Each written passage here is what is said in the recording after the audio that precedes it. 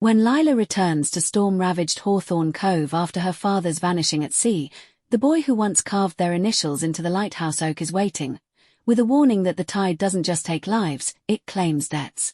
Beneath Thorn Island's long-sealed mines, a chamber labeled *Pandora* hums with secrets, and a barnacle-crusted box reveals a blackened coral heart that beats like a forgotten pulse, hinting at what her father uncovered before the wave swallowed him. As storms rage and mirrors show reflections that aren't theirs, Lila must unravel the Blackthorn's centuries-old blood bargain with the sea, before it demands her heart as the next tithe. Hello everyone, this is Drama Lab, let the story begin. The jet's wheels had barely kissed the tarmac at Aurora International when the sky split open and cold Atlantic rain slapped the windows. I tasted salt on my lips, salt, jet fuel, and the metallic tang of dread. Hawthorn Cove had always worn its storms like armor. Tonight the armor felt sharpened for me alone. Alistair Blackthorn waited beyond the sliding doors, the same boy who once carved a +L into the lighthouse oak and then vanished into the rumor-rich dark of European boarding schools. He wore the years like a tailored coat, midnight cashmere, collar turned up against ghosts I couldn't yet see. He did not wave. He catalogued my face the way an appraiser studies a newly unearthed relic, and I hated how my pulse leapt at the inspection. "Welcome home, Lila," he said, taking my single duffel. The word home cracked between us like thin ice. I had not set foot in Hawthorn Cove since the night my mother's sailboat limped back to harbour with only the helm to tell its story. The police blamed a rogue squall, but the note she'd sewn into my childhood doll had warned otherwise. The Blackthorns keep bargains with the tide. Trust none of them, especially the boy who kisses like a promise and lies like scripture. Tonight the cove smelled of pine and rusted chains. A black sedan idled curbside, windows opaque, engine thrumming with controlled impatience. Ali's gaze flicked to it and back. "We're late," he murmured. "Your father is missing." 3 days gone, no ransom, no body, just the research yacht Horizon Drifter drifting near the lighthouse, radio dead, logbook soaked into unreadable pulp. An archaeologist vanishing at sea is a tragedy. An archaeologist vanishing while reopening the long-sealed tin mines on Thorn Island is an omen. Ali drove the cliff road too fast, tires hissing on wet asphalt. Waves gnawed the rocks below, gulls screaming like unpaid mourners. "The mine tunnels run deeper than the old charts show," he said. "Your father believed he'd found a chamber predating the Vikings. He opened it 48 hours ago. Then the sea took him." I waited for grief, but something colder coiled in my chest. My father, the celebrated seeker of lost civilizations, did not simply vanish, he was claimed. And Ali, whose bedtime stories once mingled selkies and sacrificial kings, spoke of the sea as if it were a creditor long overdue. Blackthorn Manor loomed at the crest of the bluff. Granite bones, ivy veins, windows lit from within like watchful eyes. Inside, portraits of dead men with mercury irises lined the staircase. Victor Blackthorn, silver-haired, hawk-nosed, waited in the library, a brandy snifter cradled like a hostage. He offered me amber liquid. I tasted my mother's warning and declined. Victor unrolled a surveyor's map.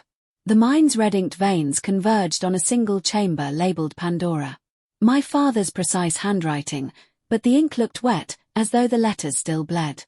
"Pandora is what the locals called the burial vault," Victor said. "Your father believed it predated any known culture. He radioed that he had unsealed the lid. Then the signal died."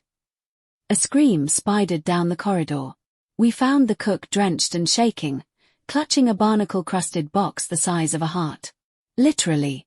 Inside lay a fist-sized organ of blackened coral veined with silver, still pulsing. I slammed the lid before Ali could touch it. "Stone doesn't beat," I whispered. Ali's smile was a thin blade. "Stone remembers." The storm deepened.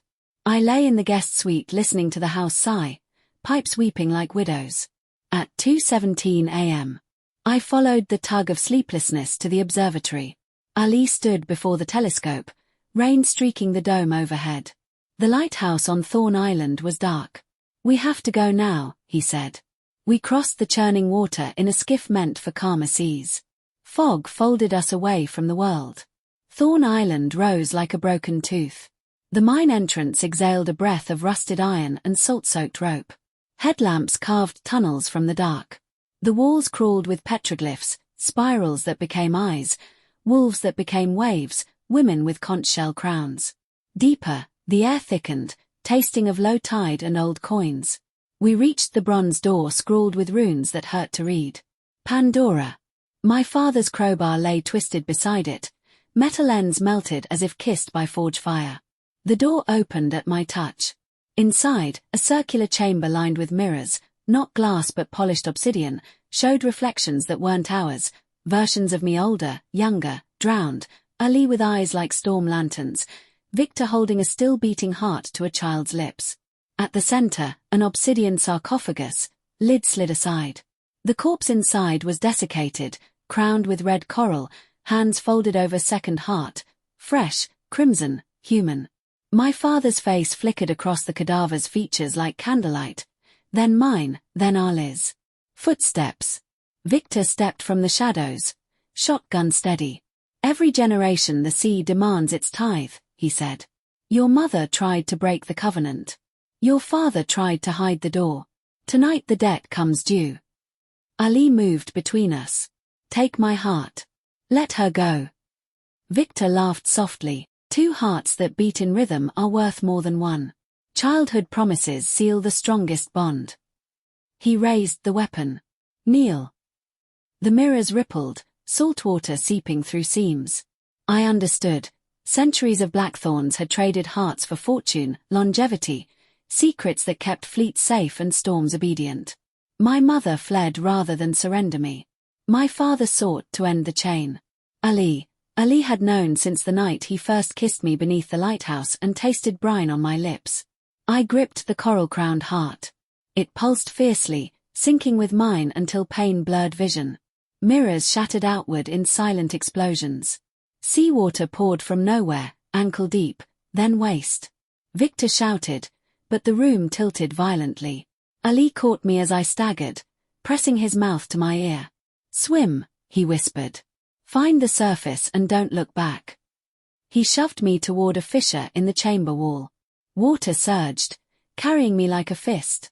Victor's shotgun roared. I saw Ali jerk, scarlet blooming across his shirt like sudden poppies, then the sea closed over everything. I surfaced inside the lighthouse cupola, lungs burning. Dawn bruised the horizon. Thorn Island was gone, only waves where stone had stood. In my fist, the coral heart had dissolved to crystallized salt. Weeks drifted like wreckage. Hawthorn Cove whispered of sudden sales. Blackthorn Manor emptied overnight, contents auctioned to anonymous buyers. I walked the widow's walk of my mother's house, clutching Ali's pocket watch, cracked face, hands frozen at 3:33 a.m. Some nights the fog returned thick as wool, and I heard knocking at the front door, 3 measured taps, pause, 2 more. I never answered. The tide had taken what it was owed. Still, I breathed, stubbornly human, heart drumming a solo that felt half erased. Then came the letter, no postmark, parchment smelling of low tide. Inside, a single line in Ali's slanted script. The sea keeps its bargains, but hearts are merciless cartographers. Meet me where the lighthouse shadow ends. I went at dusk. The shadow stretched across the sand like a pointing finger.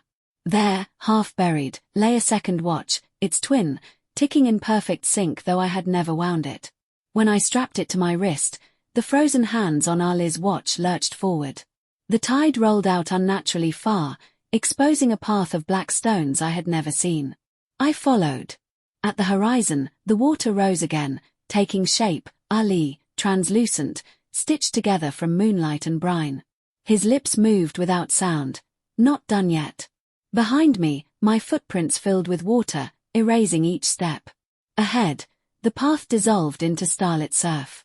I tasted salt and choice. I took the first step. The second watch beat against my pulse like a memory refusing amnesia. Somewhere beneath the waves, coral grew over a granite sarcophagus, and a heart, stone grey, veined with silver, waited for the next keeper of the tide. But that is another story, and I have promises of my own to rewrite.